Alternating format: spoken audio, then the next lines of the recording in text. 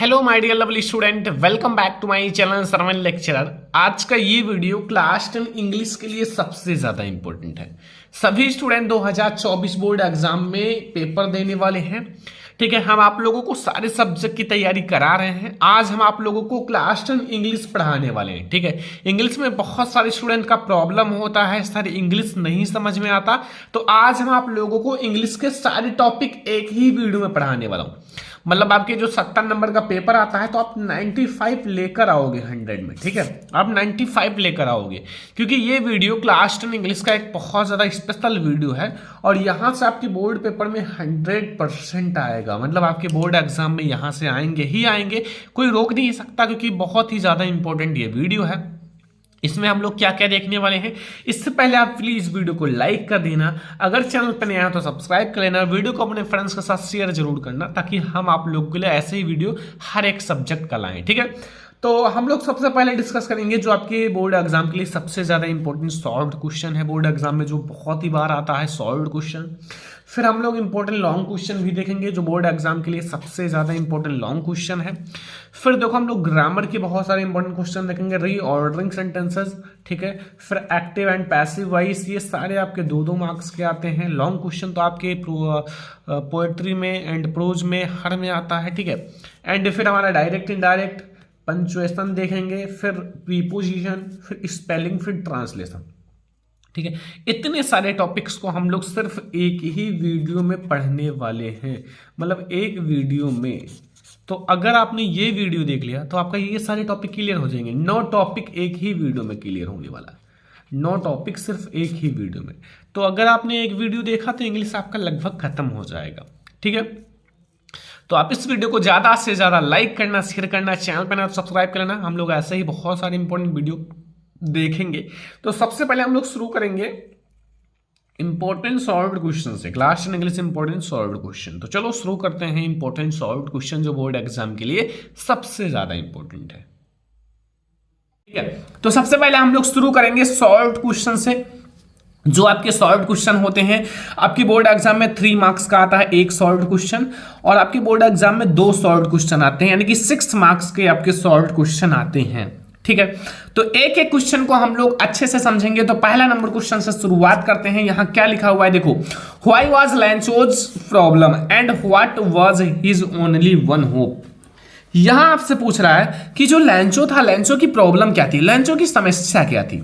ठीक है, एंड उसका ओनली वन होप, उसका जो है एक उम्मीद, एकमात्र उम्मीद क्या था। लैंचो का जो एकमात्र उम्मीद बचा हुआ था, जिसपे उसको लग रहा था कि वो हमारा हेल्प करेंगे, वो कौन था। तो ये बहुत ही ज्यादा इंपॉर्टेंट क्वेश्चन है, और अगर आपने इसका हिंदी मीनिंग समझा है तो फिर आप लोगों को एक एक पॉइंट समझ में आ जाएगा।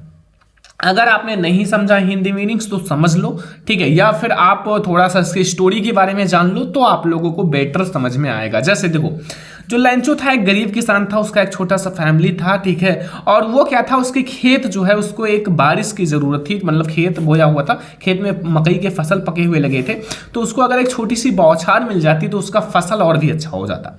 ठीक है, तो उसको फसल को जो पानी की या फिर वर्षा की जरूरत थी। ठीक है, तो यहां हुआ क्या कि the rain with heavy hailstones had ruined Lencho's field. पहले तो धीरे धीरे वर्षा हो रही थी, लैंचो बहुत खुश था, बट अचानक से क्या हुआ कि रेन जो है वो हैवी हेलस्टोन्स में बदल गए, मतलब बहुत ही बड़े बड़े ओले गिरने लगे, जिससे लैंचोज की जो रूइंड लैंचोज फील्ड, उनकी जो फील्ड है, जो खेत है, ठीक है, लैंचो की जो खेत है वो क्या हुआ, पूरी तरह से रूइंड यानी कि बर्बाद हो गया। ऑफ राइफ कॉर्न, जो उनके पके हुए मकई के फसल लगे हुए थे, ठीक है, या फिर उनके पके हुए फसल थे, वो पूरी तरह से बर्बाद हो गए, क्योंकि उस जो फसल को एक बौछार की जरूरत थी, एक मतलब बौछार का मतलब होता है थोड़ी थोड़ी वर्षा की जरूरत थी, बट वो जो वर्षा है इतनी तेजी से, मतलब देखो पहले तो धीरे धीरे वर्षा हो रही थी, बट अचानक से जो वो वर्षा है बहुत तेजी से होने लगा। साथ में ही क्या हुआ कि कि बहुत ही बड़े बड़े ओले गिरने लगे, जिससे उसका जो पका हुआ फसल था वो बिल्कुल बर्बाद हो गया। सो ही वाज सैड, इसलिए वो बहुत ही ज़्यादा दुखी था। And is his only hope was help from God, और उसकी जो एक मात्र आशा थी वो था गॉड से हेल्प, यानी कि भगवान से उसको सहायता मिले। ठीक है, तो ये है माय डियर स्टूडेंट लैंचो का एक question, why was Lencho's problem, जो लैंचो का प्रॉब्लम क्या था, और what was his only hope hope, और उसकी एकमात्र आशा क्या थी। ये तो आपको बिल्कुल अच्छे से समझ में आ गया होगा, इसमें तो कोई प्रॉब्लम नहीं होगा। तो अगला क्वेश्चन हम लोग समझते हैं। देखो यहाँ सेकंड नंबर क्वेश्चन पूछ रहा है कि how did the post master collect money from लैंचो। देखो पोस्ट मास्टर को वो पत्र मिला था, भगवान को तो मिला नहीं था डायरेक्टली कि उनको मिल जाए और इनकी हेल्प कर दे। ठीक है, ऐसा तो हो नहीं सकता। ठीक है, ये तो केवल उसका फैक्ट था, लैंचो का बहुत ज़्यादा भगवान में विश्वास था, इसलिए भगवान को डायरेक्टली पत्र लिखा गया। बट वहाँ का जो पोस्ट मास्टर था उसको पत्र, जैसे पहले जो वहाँ पोस्ट मास्टर जैसे जहाँ पोस्ट में डाला जाता है तो वहाँ पहले डाकिया को मिला, फिर डाकिया ने पोस्ट मास्टर को दिया, तो फिर वो हेल्प करने का सोचा। ठीक है, क्योंकि भगवान में इतना विश्वास है, विश्वास को तोड़ना नहीं चाहिए। तो how did the post master collect money from लैंचो, post master ने लैंचो के लिए किस प्रकार धन एकत्रित किया। तो देखो आपके क्वेश्चन का आंसर है द पोस्ट मास्टर कलेक्टेड से सम मनी। ठीक है, कुछ मनी यानी कि कुछ धन इकट्ठा किए फ्रॉम हिज एम्प्लॉइज, यानी कि अपने सहकर्मियों से, जो उसमें काम करने वाले लोग थे उनसे भी सहायता लिया। एंड ही हिमसेल्फ, और खुद भी गेव ये पार्ट ऑफ हिज सैलरी, अपने सैलरी का कुछ पार्ट डोनेट किया, मतलब उसमें अपना भी कुछ सैलरी का पार्ट उसमें दिया। ही आल्सो मेड ये several of the friends to contribute for the noble cause, यानी कि इस अच्छे काम के लिए सारे फ्रेंड्स और वो खुद इसमें शामिल हुए, कंट्रीब्यूट हुए। बस ये बहुत आसान है, अगर आपको मीनिंग आता है, थोड़ा सा ट्रांसलेट आता है, टेंस आता है, ठीक है, तो ये सब बहुत आसान है, कुछ नहीं है, आप खुद से बना के लिख सकते हो, और खुद से बनाकर लिखोगे एग्जामिनर ऐसा नहीं है आपका आधा नंबर भी नहीं काट पाएगा, बस आपका सही तरीका हो, एग्जामिनर को समझ में आए बस। ठीक है, तो अब हम लोग देखते हैं जो हमारा क्वेश्चन नंबर 3 है, बोर्ड एग्जाम के लिए बहुत ही ज्यादा इंपॉर्टेंट है। देखो क्वेश्चन नंबर 3 पे आ जाओ। यहां पूछ रहा है what promise dash Mandela make ये the beginnings of openings his oath talking speech. इसका मीन्स क्या है कि नेल्सन मंडेला ने अपने शपथ भाषण के आरंभ में क्या वादे किए। इसका मतलब होता है ओथ टॉकिंग स्पीच का मतलब होता है शपथ, जो आप लोगों का शपथ होता है ना, शपथ भाषा, ठीक है, या शपथ भाषण। ठीक है, तो इसमें क्या क्या वादे किए थे, ठीक है, ये आपको बताना है। बहुत ही ज्यादा इंपॉर्टेंट क्वेश्चन है कि जो नेल्सन मंडेला थे अपने शपथ ग्रहण भाषण के आरंभ में क्या वादे किए थे। तो देखो मंडेला जो है thanks all the international leaders and guest as he calls it an ocean of joy and victor for justice। ठीक है, उनको थैंक्स कहा जितने भी इंटरनेशनल लीडर्स थे और जो उनके गेस्ट थे। ठीक है, और he promise that the country shall not again experience the operation of one by other. ठीक है, तो ये हमारा बहुत ही ज़्यादा इंपॉर्टेंट क्वेश्चन है, क्वेश्चन नंबर 3, और आप लोगों को ये भी क्वेश्चन बहुत ही अच्छे से समझ में आ गया होगा। ठीक है, ये आप लोग डायरेक्टली याद करो, इसका एक नोट्स बनाओ, इसको आप अच्छे से याद करो ताकि आपका सारा क्वेश्चन कंप्लीट रहे। बस करना क्या है, इसको 1-2 बार लिख कर प्रैक्टिस करना, जितना आप लिख कर रफ में या फिर किसी कॉपी में आप इसको लिख कर प्रैक्टिस करो, 2 बार लिखोगे यार जिंदगी भर याद रहेगा, भूलोगे नहीं। देखो जो भूलते हैं वो क्या करते हैं कि बुक उठाए, डायरेक्टली बुक को पढ़े, फाके, एक बार पढ़े कैसो कैसो, ठीक है, बिना मन के, और उनको तो वो याद कैसे रहेगा, वो उनको तो भूलना ही है ना। आप एक बार पढ़ो, एक बार राइटिंग यानी कि लिखो, भाई लिखोगे एक बार ना, मैं वादा करता हूँ 1 से 2 बार अगर आपने लिख के कोई चीज़ प्रैक्टिस कर लिया वो हमेशा याद रहेगा, क्योंकि वो आपके माइंड में 50 से 60% एक बार में लिख जाता है। अगर 2 बार लिखा 90% लिख जाता है, बस 10% आपकी माइंड कितनी, मेमोरी कितनी अच्छी है, बस ये मायने करता है। ठीक है, तो आप चीज़ों को लिख कर समझो, ज़्यादा बेटर समझ में आएगा याद करने से। बट आप एक बार याद कर लो, फिर लिख लो, प्रैक्टिस कर लो, जितनी बार लिखोगे उतना अच्छा रहेगा। ठीक है, इसीलिए कहते हैं कि आप मतलब आपकी इससे हैंड राइटिंग भी अच्छी होगी, जितना लिखोगे उतना ज़्यादा हैंड राइटिंग भी बेटर होता जाएगा। ठीक है, अगला क्वेश्चन यहां है कि how did the young seagull family celebrate his first flight. ये भी बहुत ज़्यादा इंपॉर्टेंट क्वेश्चन है कि हमारा जो यंग सीगल है, ठीक है, यंग सीगल का चैप्टर आप लोगों ने पढ़ा है या नहीं पढ़ा है, पढ़ाया गया है। ठीक है, इसमें जो युवा यानी कि यंग मतलब युवा सीगल के परिवार ने उसकी पहली उड़ान पर कैसे जश्न मनाए। ठीक ठीक है, कैसे पार्टी किया, पहली उड़ान, हिज फर्स्ट फ्लाइट, अपनी पहली उड़ान पर, ठीक है। तो यंग सीगल जो है वो डरता था, उड़ नहीं पाता था, बट जब वो पहली फ्लाइट यानी कि पहली फर्स्ट फ्लाइट मतलब पहली उड़ान पर उनके जो फैमिली थे उन्होंने कैसे सेलिब्रेट किया, कैसे जश्न मनाया। देखो सबसे पहले थोड़ा सा यंग सीगल के बारे में बता दूं ताकि एग्जामिनर को समझ में आए भाई। यंग सीगल था वाज अफ्राइड टू फ्लाई। जो यंग सीगल था वो डरता था क्या, फ्लाई यानी कि उड़ने से वो क्या करता था, डरता था, ठीक है। सभी को पहले डर लगेगा, जब आप छोटे से थे तो डायरेक्टली आप चलना तो शुरू नहीं कर दिए थे, डरते थे यार कहीं खड़े होंगे फिर हम गिर जाएंगे, चोट लग जाएगी, फिर हम टाटा बाय बाय हो जाएंगे। तो इसलिए जो है यंग सीगल जब था वो भी डरता था भाई, पहली उड़ान करना था, छोटा सा था, तो वो क्या हुआ कि पहले डरता था, but even the encouragement and coaching did not work, ठीक है। But when the seagull had his first flight, जब उन्होंने अपनी पहली उड़ान किया, he has well and his family was happy, वो वेल था मतलब अच्छा भी था, उसको कोई ऐसा नहीं है, कोई फर्क नहीं पड़ा, ठीक है, कुछ नुकसान नहीं हुआ, अच्छे से उड़ा, और उसकी जो फैमिली थी वो बहुत ही ज्यादा खुश थी और realised and proud of him, और उस पर मतलब प्राउड गर्व महसूस कर रहे थे, and have completed his first flight, और उनकी पहली उड़ान कंप्लीट हो गई। इस तरह से उनकी पहली उड़ान जो है वो बिल्कुल कंप्लीट हो गई, ठीक है। बस बहुत आसान है, कुछ भी नहीं है। तो ये भी आपको क्वेश्चन बहुत ही अच्छे से समझ में आ गया। दूसरा यानी कि चौथा नंबर क्वेश्चन बहुत ही ज्यादा इंपॉर्टेंट भी है। तो अब हम लोग देखते हैं क्वेश्चन नंबर 5। देखो क्वेश्चन नंबर 5 में आपसे क्या पूछ रहा है, देखो why was mister Keesing annoyed with Anne and what did he ask to do, यानी कि जो मिस्टर किसिंग थे वो एनी पर गुस्सा क्यों थे एंड उनको फिर क्या वर्क दिया, क्या पूछा उनसे, ये आपको बताना है, ठीक है। ये भी बहुत ही ज्यादा इंपॉर्टेंट क्वेश्चन है, ठीक है। तो इसको भी आप थोड़ा सा ध्यान से पढ़ना क्योंकि आपके बोर्ड एग्जाम में आएगा जरूर, ठीक है। तो ये आप लोगों का जो मिस्टर किसिंग थे वो एनॉयड मतलब जो एनी पर गुस्सा थे या फिर उनसे परेशान क्यों थे और फिर उनको क्या वर्क दिया, क्या करने के लिए कहा, ये आप लोग अगर चैप्टर पढ़े होंगे, इसकी कहानी जानते होंगे, स्टोरी मेन है स्टोरी।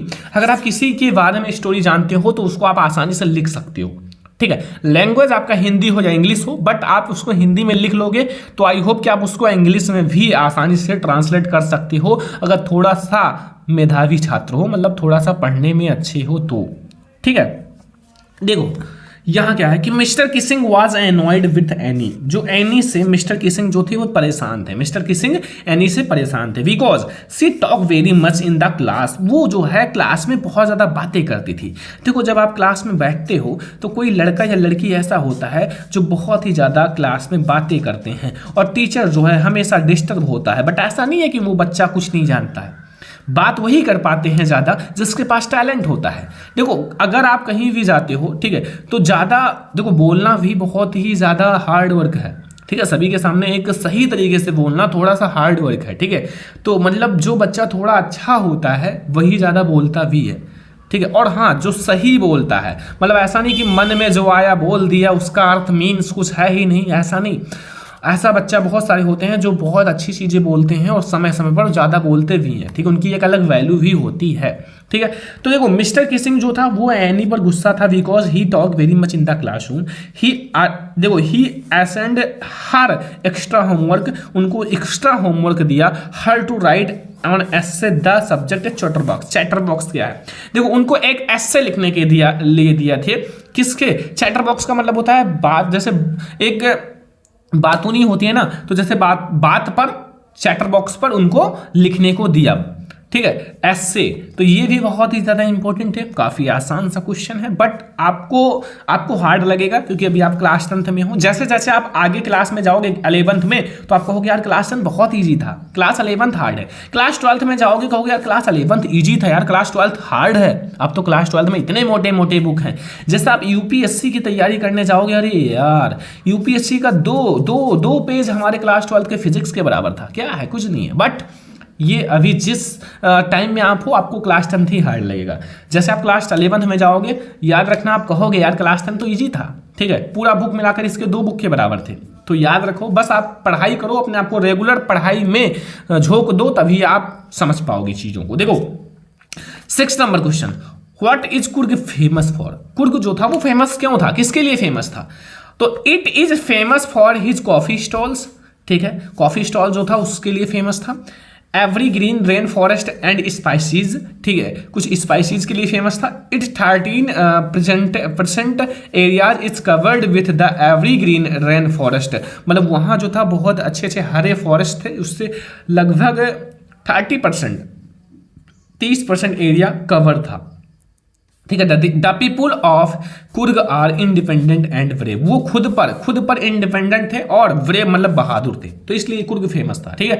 ये काफी आसान से हैं, बट आपको थोड़ा थोड़ा चीजों को समझना है बस, ठीक है। मैं अपने लैंग्वेज में बता रहा हूँ काफी आसान तरीके से, ताकि आपको बेटर से बेटर समझ में आए। अगर आप बुक में देखोगे ये क्वेश्चन आपको एक पेज में मिल जाएगा, ठीक है। मैं आपको केवल 3 से 4 लाइन में, बोर्ड एग्जाम की कॉपी में 3 लाइन में, 4 लाइन में, 3 लाइन में आ जाएगा आराम से। ये तो यार छोटा सा कॉपी है, बोर्ड एग्जाम की कॉपी काफी बड़ी होती है, ठीक है, तो याद रखो।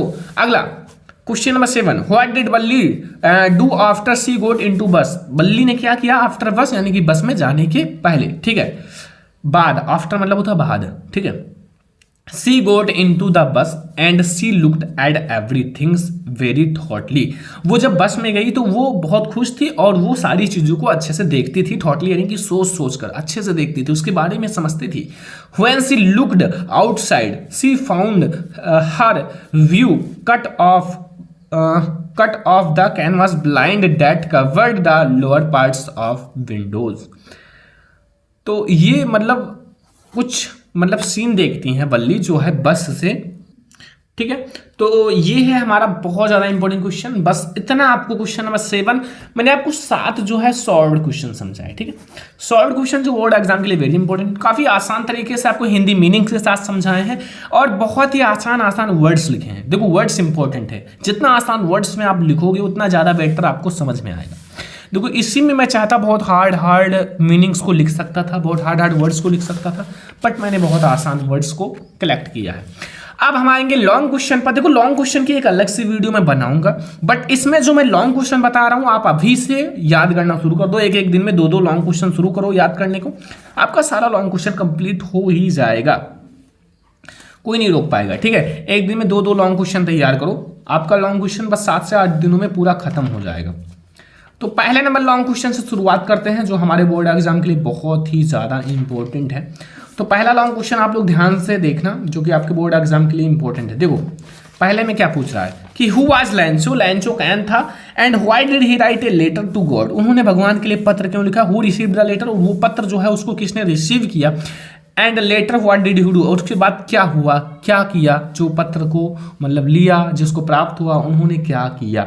ये बहुत ही ज़्यादा इंपॉर्टेंट क्वेश्चन है और आई होप कि आपको बहुत ही अच्छे से समझ में भी आ गया होगा। और क्वेश्चन आपको लिखना क्या है भाई, लैंचो कौन था, पहले लैंचो के बारे में 3-4 लाइन लिख दो। क्यों पत्र लिखा बता दो भाई, क्यों पत्र लिखा, उनके क्या हुआ उसके साथ वो भी लिख दो। 3 से 4 लाइन, ऐसे 1 से 2 पेज लिख दो बस। देखो दूसरा question, give the characteristics of लैंचो, लैंचो का चरित्र चित्रण जो उसकी लाइफ है उसमें चैप्टर के अकॉर्डिंग जो है लैंचो के बारे में वो लिख दो। एक गरीब किसान था, उसका एक छोटा सा फैमिली था, उसका एक खेत था, ठीक है, जो उसकी घटना हुई उसके साथ, कैसा मैन था, एक फेथफुल मैन था, बहुत ही मेहनती हार्ड वर्किंग फार्मर था। तो ये जो जानते हो उसके बारे में लिख दो। फिर give the characteristics of postmaster, एक कैरेक्टरिस्टिक्स लिखना है पोस्टमास्टर का। देखो पोस्टमास्टर लैंचो इन दोनों का कैरेक्टरिस्टिक्स चरित्र चित्रण तैयार करना है, ठीक है। एंड क्वेश्चन नंबर 4 लॉन्ग है, ये सारे लॉन्ग क्वेश्चन याद रखना। लॉन्ग क्वेश्चन ये सारे मैं आपको क्वेश्चन ही बता रहा हूं, भी आंसर मैं आपको बाद में एक का समझा दूंगा, बट अभी जो मैं बता रहा हूं वो तैयार करो। What Veer the difficult faced by Nelson Mandela in achieving freedom for the people, यानी कि नेल्सन मंडेला को अपने लोगों के स्वतंत्रता प्राप्त करने के लिए किन किन कठिनाइयों का सामना करना पड़ा। बहुत सारी कठिनाइयों का सामना करना पड़ा था, जो कठिनाइयों का सामना करना पड़ा वो बता दो इस चैप्टर में, जो बताया गया है बस, फालतू नहीं, जो चैप्टर में बताया गया उसको बताओ बस, बहुत है। अगला, who was Nelson Mandela, what ideals did he set out for the future of South African in the irrigation people, या फिर स्पीच। यहां बताना है कि जो नेल्सन मंडेला कौन थे, उन्होंने अपने उद्घाटन भाषण में दक्षिण अफ्रीका के भविष्य के लिए क्या प्रदर्शन या क्या आदर्श रखे, ठीक है। क्वेश्चन नंबर 5 समझ में आ गया। अगला हमारा कैरेक्टर स्केच है, give the character sketch of Anne Frank. Anne Frank का एक कैरेक्टर स्केच लिखना है, जो उस चैप्टर के अकॉर्डिंग आप एनी फ्रैंक का कैरेक्टर स्केच लिख दो, आपको फुल मार्क्स मिल जाएगा, कोई नहीं रोक पाएगा, ठीक है। तो ये हमारा क्वेश्चन नंबर 6 है। क्वेश्चन नंबर 7 आ जाओ। Why does the bus conductor calls बल्ली एज मैडम, मतलब जो बस कंडक्टर था उन्होंने बल्ली को मैडम क्यों बुलाया, एंड एक्सप्लेन विथ एग्जांपल्स। आपको एक्सप्लेन करना है विथ एग्जांपल के साथ, कुछ अच्छे अच्छे उदाहरण के साथ, ठीक है। 8 नंबर क्वेश्चन, ये लास्ट हमारा लॉन्ग क्वेश्चन है। 8 आपको लॉन्ग तैयार करना है, 7 आपको शॉर्ट तैयार करना है। जो मैंने आपको बताया प्रोज आपका खत्म हो जाएगा, इससे बाहर नहीं आएगा। देखो, हाउ डिड गौतम बुद्ध कॉन्वाइस किसा Gautami dead death is enable, ठीक है। तो ये भी हमारा बहुत ही ज्यादा इंपॉर्टेंट क्वेश्चन है, क्वेश्चन नंबर 8। इसका मतलब है माय डियर स्टूडेंट कि जो गौतम बुद्ध था, ठीक है, किसा गौतमी को कैसे विश्वास दिलाया कि मृत्यु जो है वो एक मतलब वो होना है, ठीक है, मृत्यु होना है उसको, मतलब वो उसको क्या था कि उसको उसका पुत्र जो है उसका मृत्यु हो गया था, उसको वापस लाना चाहती थी, बट ऐसा हो नहीं सकता था, ठीक है।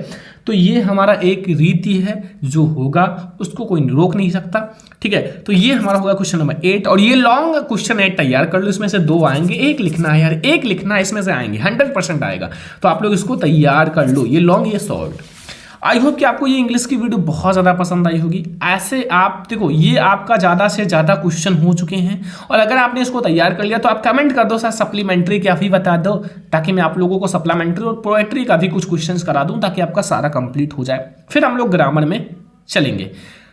तो इस वीडियो को ज़्यादा से ज़्यादा लाइक करना, शेयर करना, चैनल पर नए तो सब्सक्राइब कर लेना। चलो फिर मिलते हैं नेक्स्ट इंपॉर्टेंट वीडियो में, तब तक के लिए जय हिंद, वंदे मातरम। तो सबसे पहले हम लोग ग्रामर में समझेंगे रीऑर्डरिंग सेंटेंसेस। अब कहोगे सर रीऑर्डरिंग सेंटेंसेस क्या होता है, क्योंकि ग्रामर तो मुझे आता ही नहीं है। देखो, रीऑर्डरिंग का मतलब होता है, जैसे आप एक बात जानते हो, किसी चीज को जब लाइन में लगाया जाता है तो वो ज्यादा अच्छा लगता है। जैसे आप स्कूल में जाते हो, पहले छोटे बच्चे, फिर उनसे थोड़े बड़े, लास्ट में सबसे बड़ा जो क्लास का स्कूल का बच्चा होता है वो खड़ा होता है लाइन में। तो वैसे ही होता है रीऑर्डरिंग सेंटेंसेस का मतलब है व्यवस्थित करना। आप चीजों को इधर उधर घर में फेंक दो तो अच्छी लगती हैं, नहीं लगती ना। जब आप उसको सीक्वेंस में, एक लाइन में, एक सीक्वेंस में रखते हो तब अच्छी लगती हैं। किताब एक जगह, खिलौने एक जगह, पेन एक जगह, और आपका जो पुस्तक है एंड आपके क्लोथ्स हैं, कपड़े हैं, वो एक जगह। वैसे इसमें होता है रीऑर्डरिंग में कि आपका सब्जेक्ट सबसे पहले, फिर आपके जो भी हेल्पिंग वर्ब हैं, फिर वर्ब हैं, फिर ऑब्जेक्ट हैं, फिर अदर वर्ड हैं, इस टाइप से आपको बैठाना है। सबसे पहले ये याद रखना कि हमें सब्जेक्ट ही लिखना होता है, और फिर आपको हेल्पिंग वर्ब, मतलब आपके इज़ारे मुआज़वीर हों, फिर आपको वर्ब, फिर ऑब्जेक्ट, फिर अदर वर्ड्स, ठीक है। तो सबसे पहले आप देखो, ये आगे पीछे ऊपर नीचे लिखा हुआ है, टू वांट सी आई ताज द ब्रदर्स विथ हिमाई। इसका कोई मीनिंग निकलता है नहीं, जैसे टेढ़ा मेढ़ा जिलेबी बनता है वैसे ये लिखा हुआ है, ठीक है। तो आपको इसको एक लाइन में, एक सीक्वेंस में करना है। लाइक है जिसमें जो आपका क्या है, एक ऑब्जेक्ट, सॉरी सब्जेक्ट क्या है, सब्जेक्ट अगर आपके पास प्रोनाउन है, ही सी इट दिस दैट, या फिर कोई नाम हो, तो वो समझ जाना कि सब्जेक्ट है। तो इसमें आई है ना, तो ये प्रोनाउन है, इसलिए ये एक सब्जेक्ट है, आई, मैं, ठीक है। अब देखो यहां इज आर ए मुआज वेयर हैज हैव कुछ भी नहीं है ना, तो अब आपको सेकंड फॉर्म ये है गो का, तो ये वेंट लिख देना, क्योंकि सेकंड फॉर्म फर्स्ट फॉर्म ये केवल वर्ब में ही होता है, ठीक है। वेंट एंड टू है ना, तो टू सी ये हमारा क्या है, ये इन्फिनिटिव है, ठीक है। टू सी एंड द ताज, ताज को ताज भी लिख सकते हो, ताजमहल भी लिख सकते हो, बट याद रखना ताज जो है एक मतलब बहुत ही अच्छा एंड फेमस जगह है, इसलिए कैपिटल लिखना। अब विथ माई ब्रदर, बस हो गया, अपने भाई के साथ मैं ताजमहल देखने जाऊंगा। माई ब्रदर गया, ठीक है, गया, क्योंकि ये हमारा पास्ट है। ये हो गया हमारा पहला। कोई टेंशन, कोई प्रॉब्लम इसमें है कुछ भी नहीं है ना, आसान लगा होगा क्योंकि बहुत आसान तरीके से समझाएंगे। On Sunday play we evening the in hockey, ये आपको रीऑर्डर करना है। तो सबसे पहले याद रखना, इसमें हम लोग लिखेंगे ऑन संडे, जो आगे लिखा हुआ है ऑन संडे, सॉरी संडे लिखना है, SUNDAY, ठीक है। ऑन संडे लिखने के बाद अब आपका वी यहाँ है प्रोनाउन, तो ये आपका सब्जेक्ट ही होगा। वी प्ले मतलब खेलना, क्या खेल रहे हो, किसको खेल रहे हो, हॉकी। देखो ये आपका ऑब्जेक्ट ही है, हॉकी खेलना, ठीक है। इन द इवनिंग, अगर आपको नहीं याद होता तो इसको रट लो भाई, अगर आपको नहीं पता है तो रट लो, क्योंकि आएंगे बोर्ड एग्जाम में। और अगर आपके ऑब्जेक्टिव में भी ये आ जाते हैं, रीऑर्डरिंग सेंटेंसेस ऑब्जेक्टिव में आ जाते हैं, ठीक है। तो आपको पढ़ना ही पड़ेगा और पढ़ो, ठीक है। पढ़ोगे तभी अच्छा रहेगा, क्योंकि पेपर बहुत ज़्यादा नज़दीक है और ये सारा जो मैं बता रहा हूँ अब इम्पोर्टेंट क्वेश्चन ही सॉल्व करा रहा हूँ। We other at not laugh should, तो यहाँ क्या हो जाएगा, वी ऑलरेडी आपका है आगे, वी शुड भी आपका हेल्पिंग वर्ब है, ठीक है। शुड नॉट है तो नॉट लगा देना, ठीक है। लाफ LAUGH लॉफ, ठीक है। एंड फिर एट है ना, एट ऑन अदर, या फिर कुछ और है, एट अदर्स है ना, एट अदर्स,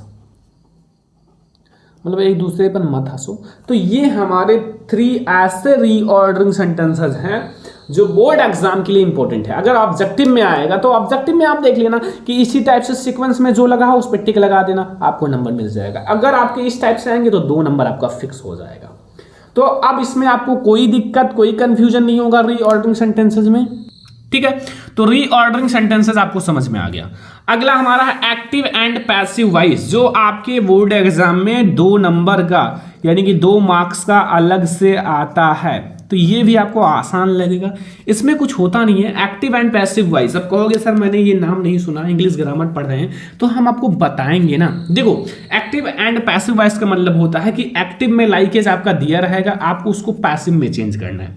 पैसिव में चेंज करने के लिए जो इसमें ऑब्जेक्ट होता है, लाइकेज में ऑब्जेक्ट क्या है, एन एप्लीकेशन, ये क्या है, ऑब्जेक्ट है, इसको आप सब्जेक्ट बना दो, सब्जेक्ट बना दो, और ये जो सब्जेक्ट है इसको बाई लगा के ऑब्जेक्ट बना दो, ये होता है पैसिव वॉइस।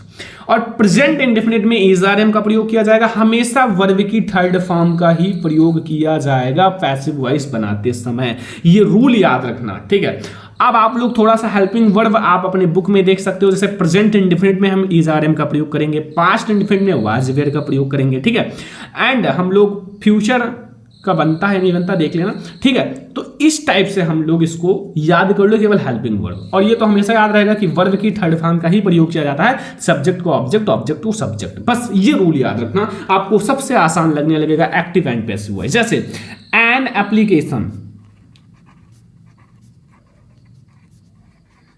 एन एप्लीकेशन, अब इज है ना तो इज लगाओ, ये हमारा प्रेजेंट कॉन्टिन्यूअस है तो इज के साथ विंग्स लग जाएगा, विंग, ठीक है। और राइट का थर्ड फॉर्म भैया होता है रिटर्न, ये तो सबसे ज्यादा आसान हमें लगता है, ठीक है। रिटर्न, फॉर, ये देखो ये जो लास्ट में होता है इसको आपको बीच में लिख देना, रिटर्न के बाद फॉर, लास्ट में भी लिख सकते हो, ठीक है, सब्जेक्ट के, बट बीच में लिख दो। लीव एंड बाई, बाई लगा के आप सब्जेक्ट को लिखना, सी ला, ठीक है। तो ये हमारा हो गया पहला जो मोस्ट इंपॉर्टेंट आपका एक्टिव एंड पैसिव वॉइस है, जरूर तैयार कर लेना। तो पहला हमारा बहुत ज़्यादा इंपॉर्टेंट है। अब हम लोग देखते हैं दूसरा एक्टिव एंड पैसिव वॉइस। जितनी चीज़ें बता रहे हैं कान खोल कर आप पूरा सुन लो, सुनने के बाद वीडियो को दोबारा देखो, नोट बनाओ। देखो एक बार आप इसको समझो, फिर दोबारा आप वीडियो को देखकर नोट्स बनाओ, फिर आप लोगों को पूरी चीज़ें समझ में आ जाएंगे, क्लियर हो जाएगा, कुछ नहीं छूटेगा।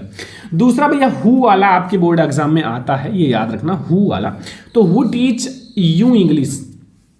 अब यहाँ 2 चीजें हैं, एक तो हु को आप बाई होम से बना सकते हो, बाई होम से ही हम लोग बनाएंगे और यही सही लगता भी है, बाई होम, ठीक है। अब देखो यहाँ आपका प्रेजेंट इंडेफिनिट है तो आर लगाओ, बाई होम आर, ठीक है। एंड यू आपका ये ऑब्जेक्ट है, यू, ठीक है। टीच का थर्ड फॉर्म टाट होता है, TAUGHT, टाट के बाद अदर वर्ड यानी कि इंग्लिश, ENGLISH, इंग्लिश, ठीक है। बस हो गया, कुछ नहीं है ना इसमें भी, ये फुल स्टॉप ये लगा दो, ठीक है। तो आप लोगों को ये भी बहुत ही आसानी से समझ में आ गया होगा एक्टिव एंड पैसिव वॉइस। देखो आप लोग ये सारा ध्यान से समझना क्योंकि आपके बोर्ड एग्जाम के लिए इंपॉर्टेंट है। अगला हमारा देखो बहुत ही ज्यादा इंपॉर्टेंट है, ये मैंने देखा है यार कई बार आ चुका है, छोटा सा है बट छोटा है और इसके पास माइंड बहुत है। I know him very well, क्योंकि थोड़ा सा अलग बनता है, थोड़ा सा अलग बनता है, इसलिए याद रखना कि ये आपके बोर्ड एग्जाम में आता है, ठीक है। तो देखो सबसे पहले ये आपका प्रेजेंट इंडेफिनिट है, इज आर एम का प्रयोग किया जाएगा, ये ध्यान रखना, ठीक है। आई है तो एम का प्रयोग किया जाएगा, ध्यान रखना। बट आई हम लोग सब्जेक्ट थोड़ी लेंगे, हिम लेंगे ना, तो इज का प्रयोग किया जाएगा। हिम का सब्जेक्ट के पेश ही होता है एंड इज का प्रयोग करो, ही इज वेल। नो का थर्ड फॉर्म नोन। अब यहां बाई का प्रयोग नहीं करेंगे, नोन के साथ मेरा टू का प्रयोग किया जाता है, टू मी, बस हो गया। ये हमारा हो गया दूसरा एंड तीसरा एक्टिव पैसिव, ठीक है। पहला, दूसरा, तीसरा, तीन ही हम लोग इंपॉर्टेंट समझ रहे हैं हर एक चीज का, क्योंकि अभी हम आपको वो चीज दे रहे हैं कि आपके ज्यादा माइंड पे प्रेशर ना हो, और वेरी इंपॉर्टेंट है क्योंकि ये आपके बोर्ड एग्जाम में आएंगे, ठीक है। प्रैक्टिस करते रहो, प्रैक्टिस मेक्स परफेक्ट, प्रैक्टिस आपको बहुत अच्छा बनाएगा। बट आप 10, 15, 20 जो भी हैं वो 10 से 20, 25 आप प्रैक्टिस कर लो, प्रैक्टिस कर लोगे तो वहीं से आएंगे। और ये जो मैं आपको बता रहा हूँ ये तो आएंगे ही, ठीक है, आएंगे, आप देख लेना बोर्ड एग्जाम में। तीसरा टॉपिक है 2 मार्क्स का डायरेक्ट इनडायरेक्ट। अब डायरेक्ट इनडायरेक्ट में क्या है ये भी आप लोग थोड़ा सा ध्यान से समझना। कुछ रूल्स अगर आप छोटे मोटे रूल्स पढ़े हो तो आसान लगेगा और ज़्यादा। तो वो लिखा हुआ है the teacher said to me where are you going. अगर आपका वेयर यानी कि आपका क्या आ जाए, वेयर आ जाए यानी कि आपका इंट्रोगेटिव में हो, तो सैड टू के स्थान पर आस्क्ड का प्रयोग किया जाता है, आस्क्ड, ठीक है। तो आप हर एक में यही समझना कि आस्क्ड का प्रयोग किया जाएगा। द टीचर सैड टू के स्थान पर asked me and comma inverted comma के स्थान पर अगर वेयर, व्हाट एंड कुछ भी आ जाए, व्हिच, तो इसी को हम लोग कॉमा इन्वर्टेड कॉमा पर कंजक्शन का प्रयोग करते हैं। व्हिच नहीं है, वेयर है ना, व्हिच क्यों लगा दिया भाई, वेयर। जो आपका वेयर लिखा हुआ है यही हम लोग कंजक्शन हो जाएगा, ये वेयर, यही आपका कॉमा इन्वर्टेड कॉमा के स्थान पर कंजक्शन हो जाएगा। फिर आप सिंपल बना दो, यू आपका सेकंड पर्सन का प्रोनाउन है, ये मी से बदलेगा, आई हो जाएगा, एंड आई के साथ वाज, क्योंकि ये प्रेजेंट में है, पास्ट में बदल जाएगा, वाज गोइंग, तो ये हो गया हमारा पहला। बहुत आसान है ना। द टीचर आस्क्ड मी, फिर वेयर आई वाज गोइंग। तो ये आपको पहला बहुत अच्छे से समझ में आ गया होगा और आप लोग कहोगे सर बहुत आसान है। देखो चीज़ों को जो समझोगे तब आसान लगेगा। ये डायरेक्ट है और इनडायरेक्ट में चेंज करना है। He said to me please help me, he said to me please help me. Please का मतलब भैया वो कह रहा है प्लीज, गिड़गिड़ा रहा है भाई, रिक्वेस्ट कर रहे हैं प्लीज मेरी मदद करो वरना मेरी लाइफ बर्बाद हो जाएगी। तो यहाँ वो रिक्वेस्ट कर रहा है। अगर प्लीज शब्द आए तो हमेशा समझ जाना वो रिक्वेस्ट कर रहा है, और रिक्वेस्ट करने का मतलब है सैड टू को स्थान पर रिक्वेस्टेड का प्रयोग किया जाएगा। किसका? रिक्वेस्टेड का। तो ही रिक्वेस्टेड मी, ठीक है। कॉमा नोटेड कॉमा के स्थान पर क्या प्रयोग किया जाएगा? टू, ठीक है। मी के बाद टू, एंड प्लीज शब्द को हटा दो, हेल्प हिम बस। तो वो आसान, ये सबसे ज्यादा हेल्प मी है ना, तो मी आपका यहाँ बदल जाएगा, हिम हो जाएगा, क्योंकि फर्स्ट पर्सन का प्रोनाउन है, ही से बदलेगा। तो ये हो गया he requested me to help him, ठीक है। ये दूसरा हो गया। तीसरा समझो, तीसरा direct indirect. He said to us why are you sitting idle, मतलब एक आलसी की तरह क्यों बैठे हो, ठीक है। तो ये भी बहुत आसान है, मैंने बताया आस्क्ड का प्रयोग करो, ही आस्क्ड अस, ठीक है, ठीक है। तो सैड टू के स्थान पर आस्क्ड का प्रयोग करो, एंड फिर हम लोग कॉमा इन्वर्टेड कॉमा के स्थान पर जो व्हाई है उसे ही रख देंगे, व्हाई।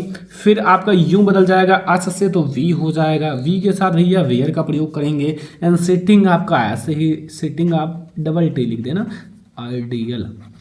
अब ये सब तो आपको समझ में आ गया, ठीक है, बहुत अच्छे से समझ में आ गया ना। अब कहोगे कि मुझे समझ में आ गया, तो अब हम ऐसे थोड़ी विश्वास करेंगे। अब समझ में आ गया है तो अच्छी बात है, अगर आ गया है तो हम आप लोगों को देंगे एक HW, जो आप लोग हमें बना कर दो और दिखाओ कि आपको समझ में आ गया, तो आप बना के दिखाओ, ठीक है। तो चलो हम आप लोगों को देते हैं। देखो ये हमारा पैसिव वॉइस में आप लोगों को चेंज करना है, ठीक है। पैसिव वॉइस में, सॉरी इनडायरेक्ट में एक ही देंगे, ये आप लोग हमें बनाकर दिखा देना, बस हम समझ जाएंगे कि आप लोगों को समझ में आ गया है, ठीक है। तो change into indirect my friend said to me. अब बताओ, प्लीज लगा हुआ है, प्लीज, तो प्लीज आप लोगों को पता है कि नहीं, give, please give me your books. ठीक है बस। तो अब आप लोग इसको बनाकर हमें कमेंट बॉक्स में बताना, ठीक है। ये वाला HW, एक HW जरूरी है क्योंकि आप लोग थोड़ा सा ज़्यादा पढ़ना है, ठीक है। तो ये अगर आपको समझ में आ गया तो इसको बनाओ, क्योंकि प्लीज़ वाला हमने बना दिया है और साइड टू के स्थान पर क्या लगेगा, प्लीज़ लगा है तो गिड़गिड़ा रहा है, रिक्वेस्ट कर रहा है तो क्या लगेगा वो आप लोगों को पता चल गया होगा, ठीक है। तो ये हमारा डायरेक्ट इनडायरेक्ट आपको समझ में आ गया। अब हम लोग देखते हैं अगला टॉपिक। अगला हमारा है बच्चों पंक्चुएशन। पंक्चुएशन बहुत ज़्यादा इंपॉर्टेंट है, ये भी आपका 2 ही मार्क्स का आएगा। चौथा नंबर टॉपिक, पंक्चुएशन आप लोग कैसे बनाओगे। ये भैया है लिखा हुआ है, can you go to Delhi today, the officer said. तो इसको आप कैसे बनाओगे। बहुत सारे स्टूडेंट सोच रहे होंगे कैसे बनाया जाए, बहुत हार्ड है। हार्ड कुछ नहीं है, ये तो बहुत आसान है। इसमें ना तो कोई रूल है ना कुछ है। Comma, inverted comma, full stop, इसका ध्यान रखो। जैसे देखो सैड उधर है तो इधर आप देखो क्या लिखोगे।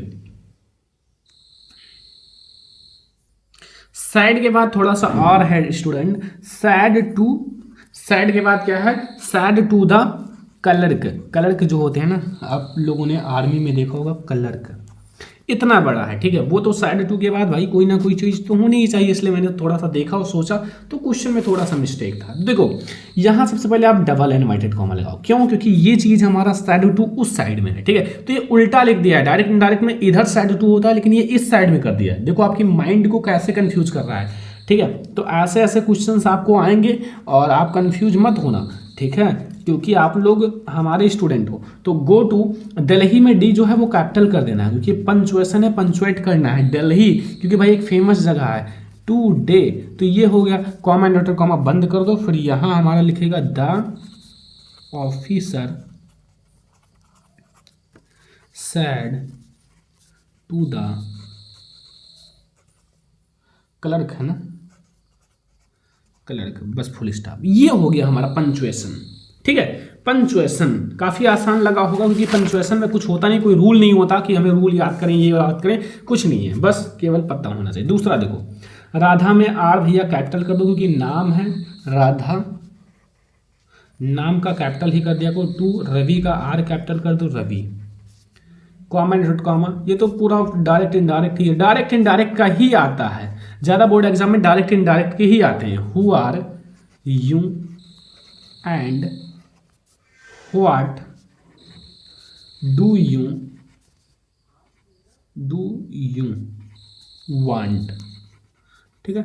फिर यहाँ आप ऐसे सॉरी ये लगाना क्योंकि ये क्वेश्चन मार्क लगाओ कि व्हाट है, हु है, तो ये आपका फिर कॉमा इनवर्टेड कॉमा बंद कर दो, बस हो गया। तो दूसरा भी आपको समझ में आ गया।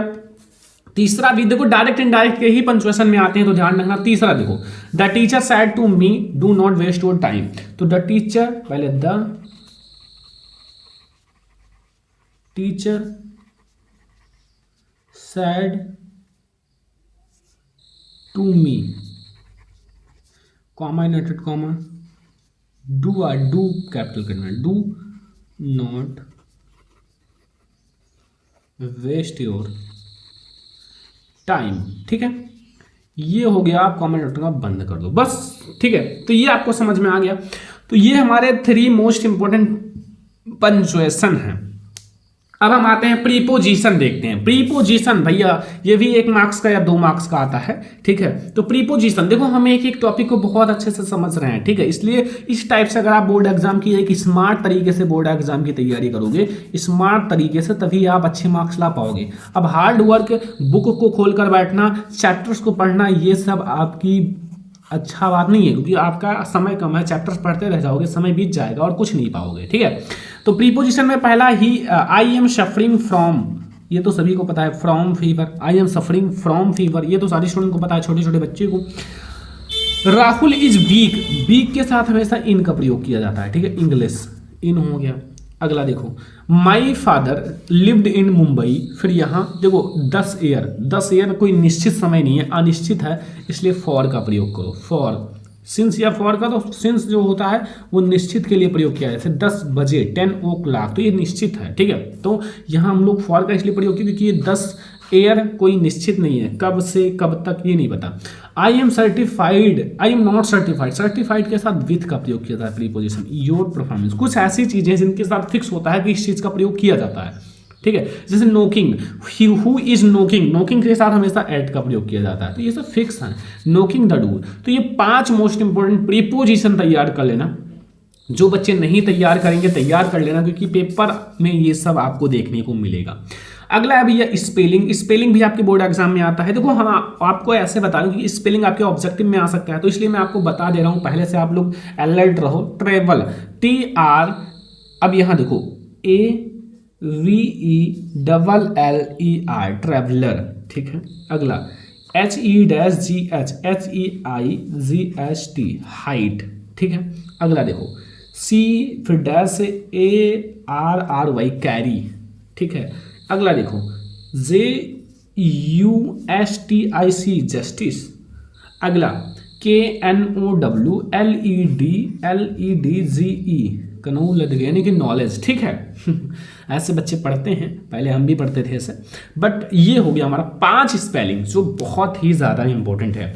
अब अगला टॉपिक आपके बोर्ड एग्जाम के लिए सबसे ज़्यादा बड़ा, सबसे ज़्यादा स्पेशल आ गया है और बोर्ड एग्जाम के लिए इंपॉर्टेंट भी है।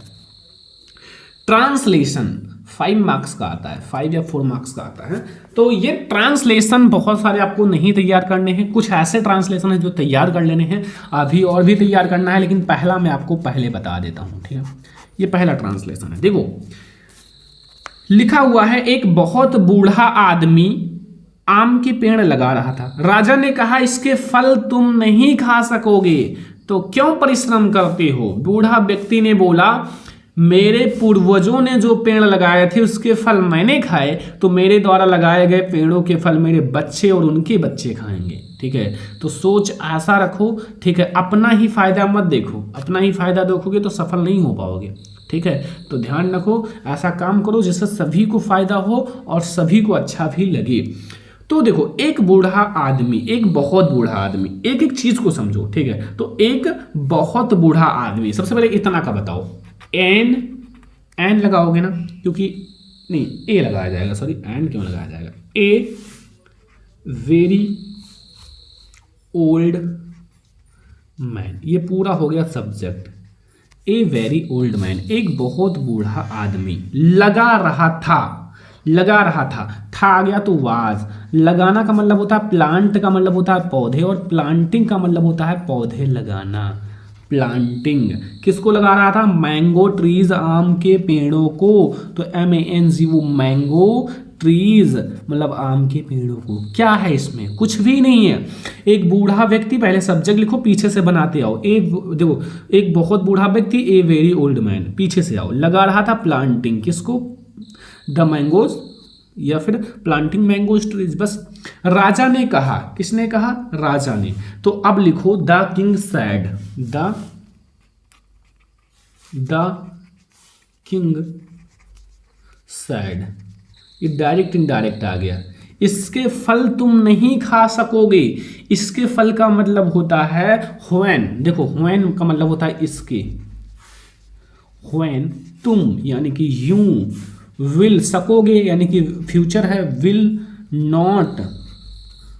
टू एबल का मतलब होता है, जैसे कोई चीज होता नहीं कि एबल हो, तुम इस चीज के लिए एबल हो, वैसे तुम एबल नहीं हो। डू नॉट एबल यानी कि will not be able to eat मतलब खाना। टू ईट क्या? इसके फल यानी कि दियर fruits.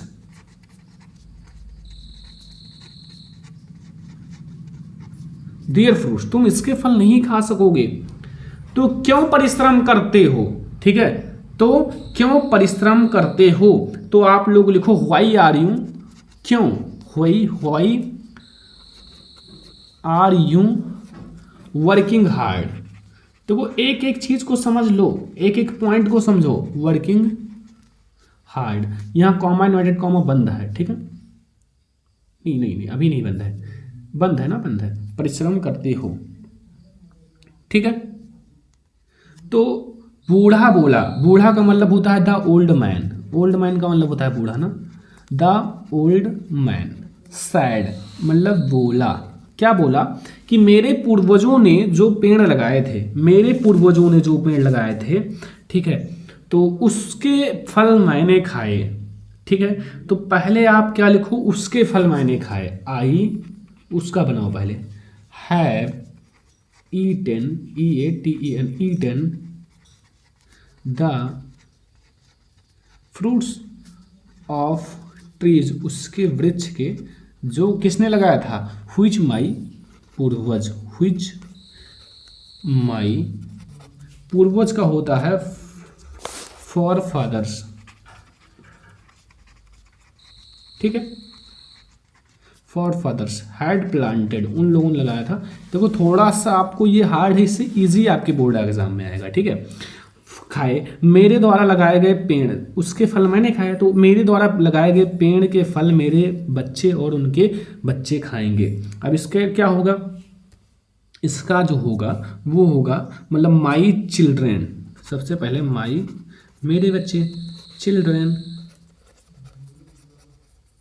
And my grandchildren, जो उनके बच्चे का मतलब होता है उनका नाती, grandchildren will eat the